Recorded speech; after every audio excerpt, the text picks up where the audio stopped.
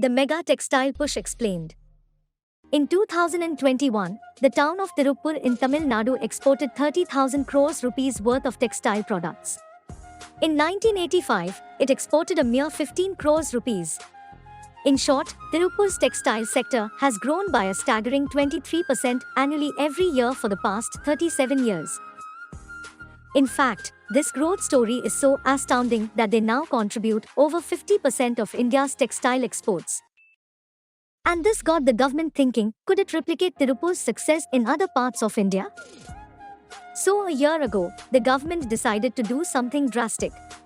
It announced plans to set up 7 mega textile parks across the country. Think huge factories encapsulating the entire garment value chain, from spinning yarn, weaving, dyeing, printing and manufacturing the final product, all in one place. The government called it the Mega Integrated Textile Region and Apparel Scheme and promised to set aside nearly 4,445 crores rupees to get this moving. It invited states to apply for the scheme, and it is now in the final stages of zeroing in on the first few beneficiaries. But wait, why is the government so keen on setting up mega parks for textiles, you ask? For starters, textiles matter. It contributes about 2% to the country's GDP. And as an industry, it is the second largest employer in the country, right after agriculture. And growing the textile industry could help solve the employment problem plaguing the country to some extent. But there is also the fact that India has lost its sheen when it comes to garment exports. Just a decade ago, India was the second largest exporter in the world. Now, our share of exports has fallen from 6% in FY10 to 4.2% in FY21. We have dropped in the rankings and we are at the 6th spot in the list of top garment exporters. So these mega textile parks are envisioned as a way for India to regain its former glory. But will it help? To understand that, we first need to understand what went wrong with India's textile industry. And there is really no better way to do it than to compare ourselves with our neighbor, Bangladesh.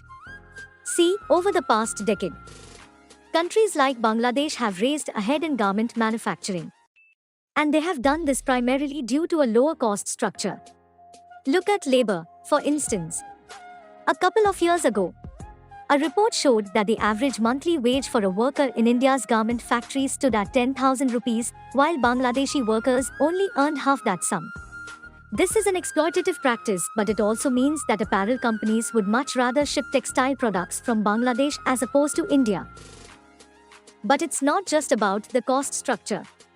We lack on the productivity front as well. Indian workers produce 10 to 12 pieces of garments per shift. Workers in Bangladesh delivered nearly 20 pieces. Then you add other overheads.